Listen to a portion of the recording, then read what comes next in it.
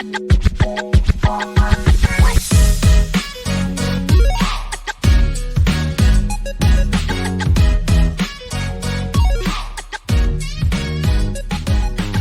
there, it's Emma, and welcome back to Sax Vibes, the 5-minute saxophone lesson podcast. The next couple of episodes, I've taken inspiration from my real-life students, and I've tried to take some of the lessons and ideas that I'm working on with them and bringing them into my podcast. So today, I'm really excited to tackle dynamics. This is something I am talking about a lot lately. I'm finding it a really common theme for all of my students. And I actually also went out and did some adjudication work at another school recently. And I found myself saying for almost every single performer, we really needed more dynamics, or more specifically, more dynamic contrast. So I'm going to take you through a little bit about how I explain that to my students and how I get them to practice dynamics so you can do it too. So what I'm finding with a lot of my students is that everything is a little bit the same. It's all kind of mezzo piano, mezzo forte, very medium, and perhaps due to the multitasking needed or their focus on rhythm or tuning or whatever it is, they're kind of forgetting to have the highs and lows in their music. And even the students that are putting in some of the dynamics and are trying to follow the dynamics that are written on the page, a sudden forte, a decrescendo dento pianissimo, etc., they're not getting a very big range in their dynamics. So when I want students to be looking at their dynamics in their practice and in all their playing, I want them to think about the range of volumes that they are using throughout a piece. So if we think about a piece of music that goes from pianissimo to fortissimo and everything in between, we want the widest possible distance between those two volumes. The pianissimo is as soft as possible, the fortissimo is as loud as possible. The less distance there is between those two extremes, between those two dynamics, the less flexibility you have in terms of your expressive elements. The less you are able to portray the highs and the lows, the tense moments, the dissipation of that tension later on. It's another tool in your toolbox, along with things like vibrato and articulation, in getting your point across.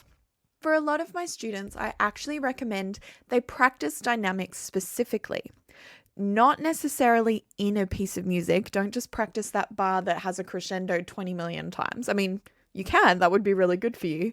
But instead, pull out dynamics as a technique to be practiced on its own. This can be done most easily with long tones. Take a scale, make every single note of the scale piano. They should all match. It doesn't matter if you're higher in the range, lower in the range. Make everything the same piano volume.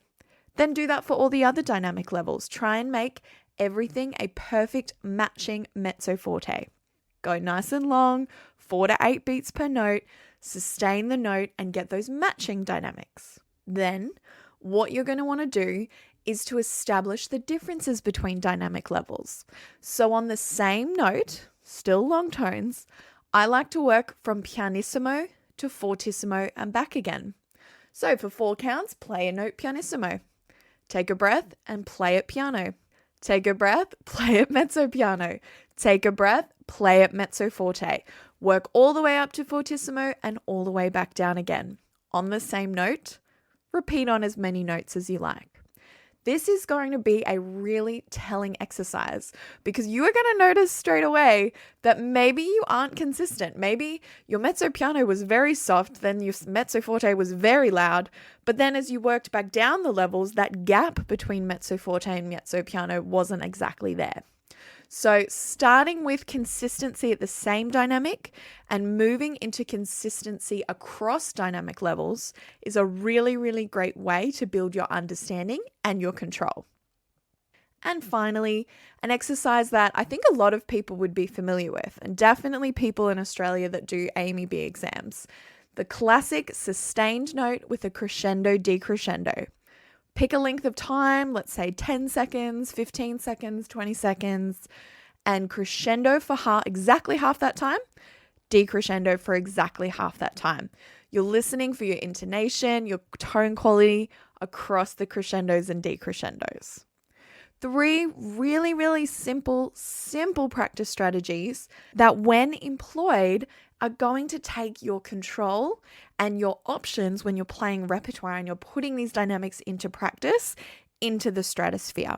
So there you go. That's how you're going to try practicing dynamics this week. See how you go with it. Use it as a warm-up or a cool down or just a little bit of a brain break if you're in the middle of practicing a piece and just want to get that dynamic focus going. See how you go. Tell me in the comments how you went. And until next time, this has been Sax Bites, the 5-minute saxophone lesson podcast. Bye-bye.